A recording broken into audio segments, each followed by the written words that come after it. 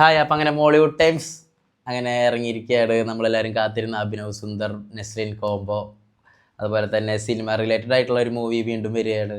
പിന്നെ ലോക കഴിഞ്ഞതിന് ശേഷമാണ് നെസ്ലിൻ്റെ അടുത്ത പടം തിയേറ്ററിൽ വരുന്നത്. മൊത്തം മഴ. അപ്പോൾ മോളിവുഡ് ടൈംസിനെ മഴ കൊണ്ടുപോകും, മഴയെ മോളിവുഡ് ടൈംസ് കൊണ്ടുപോകും, നമുക്ക് നോക്കാം. അപ്പോൾ 2.5 മണിക്കൂർ ദൈർഘ്യമുള്ള ഈ സിനിമയിൽ ആദ്യം കാണിക്കുന്നത് എന്താ വെച്ച് കഴിഞ്ഞാൽ കുറച്ച് കുട്ടിക്കാലങ്ങളാണ്. അപ്പോൾ കുട്ടിക്കാലം അഭിനയിച്ച കുട്ടികളുടെ പെർഫോമൻസ് എല്ലാം അടിപൊളിയായിരുന്നു. കാരണം നമുക്ക് ആ ഒരു ഫീലും കാര്യങ്ങളൊക്കെ ബിൽഡപ്പ് ഫസ്റ്റ് തുടങ്ങുമ്പോൾ തന്നെ നമുക്ക് കിട്ടി.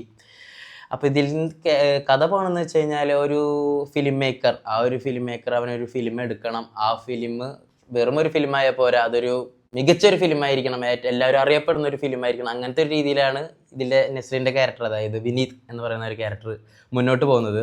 അപ്പോൾ ഈ ക്യാരക്ടറിൻ്റെ ജേണി എങ്ങനെയാണ്, അവിടേക്ക് എത്തില്ലേ, എന്തൊക്കെയാണ് ഈ ക്യാരക്ടറിൻ്റെ ഉള്ളിൽ സംഭവിക്കുന്നത്, ഇതൊക്കെയാണ് ഈ കഥ പറഞ്ഞു പോകുന്നത്.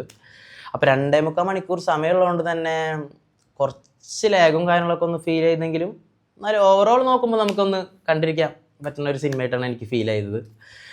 അതുപോലെ ഇതിൽ വരുന്ന കുറേ ക്യാരക്ടേഴ്സ്, നെസ്ലിൻ്റെ ഒപ്പം അഭിനയിച്ച ആവേശത്തിലെ മറ്റേ ശാന്തൻ എന്ന് പറഞ്ഞ ക്യാരക്ടർ, അതുപോലെ സന്ദീപ് പ്രതാപ്, പിന്നെ ജഗദീഷ് ചേട്ടനെ കുറച്ച് വേഷങ്ങളുള്ള. അപ്പം അങ്ങനെ പിന്നെ എടുത്തു പറയേണ്ടത് ഷറഫുദ്ദീൻ ഇതിൽ അടിപൊളിയായിട്ടാണ് ചെയ്തിരിക്കുന്നത്. നല്ല രസമുണ്ടായിരുന്നു, ആളുടെ ഹ്യൂമർ പരിപാടിയും കാര്യങ്ങളൊക്കെ, കുറച്ച് സിറ്റുവേഷൻ കോമഡീസും ഒക്കെ രസമുണ്ടായിരുന്നു.